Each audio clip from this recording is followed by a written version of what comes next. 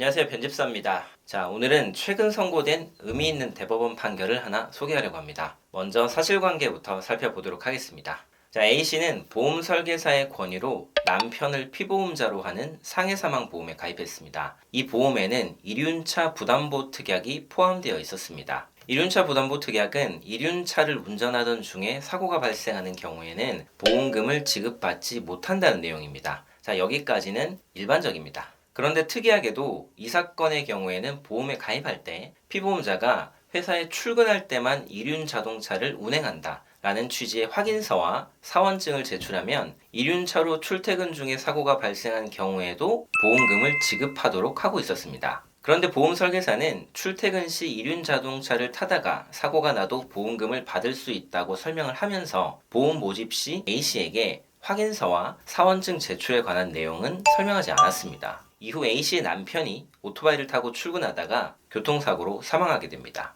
A씨와 A씨의 자녀들이 수익자로서 상해사망보험금을 청구했으나 보험사는 이륜차 부담보 특약에 따라서 보험금을 지급하지 않았습니다. 상속인들이 계속 보험금을 달라고 하자 보험사가 법원에 채무부존재 확인 소송을 제기했습니다. 이 소송은 보험사 입장에서 내가 보험금을 지급할 책임이 없다는 것을 법원이 확인해달라는 소송입니다. 이에 대해서 상속인들이 반소로 보험금을 지급해달라는 청구를 했는데요. 1심 법원은 보험사의 손을 들어주었습니다. 여기에 대해서 상속인들이 항소를 하면서 이번에는 구보험업법상 보험회사의 손해배상 책임 조항을 근거로 보험사를 상대로 보험금을 못 주겠으면 보험금 상당의 손해배상을 하라는 주장을 추가했습니다. 이 조항은 설계사가 모집을 하면서 보험 계약자에게 손해를 입힌 경우에 보험회사는 그 손해를 배상할 책임을 진다는 내용입니다. 이에 대해서 2심 법원은 설계사가 보험 모집 시 확인서와 사원증 제출에 관한 내용을 설명해 줬다면 A씨가 보험금을 받을 수 있을 것이라고 판단해서 보험회사의 손해배상 책임을 인정했습니다.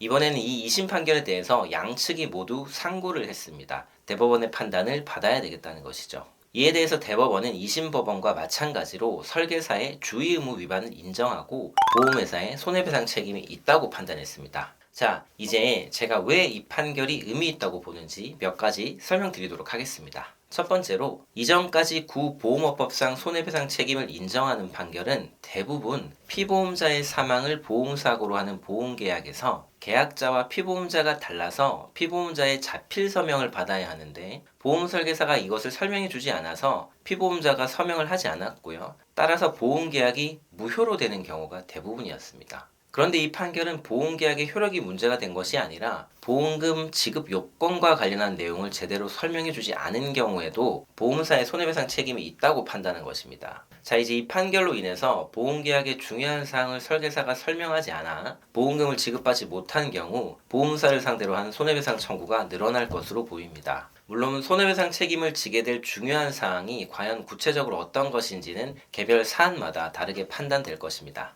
자, 두 번째로 이전까지 구보험업법상 손해배상 책임을 인정하는 판결을 하는 경우에도 손해배상을 받을 수 있는 사람은 보험 계약자이면서 보험 수익자인 경우만 해당한다고 판결해 왔었습니다. 왜냐하면 보험업법 조문에 보험 계약자에게 손해를 배상해야 한다라고 되어 있었기 때문입니다. 그런데 이번 대법원 판결은 계약자가 아닌 수익자들이 받지 못한 보험금도 모두 보험 계약자의 손해에 해당한다고 판결한 것입니다.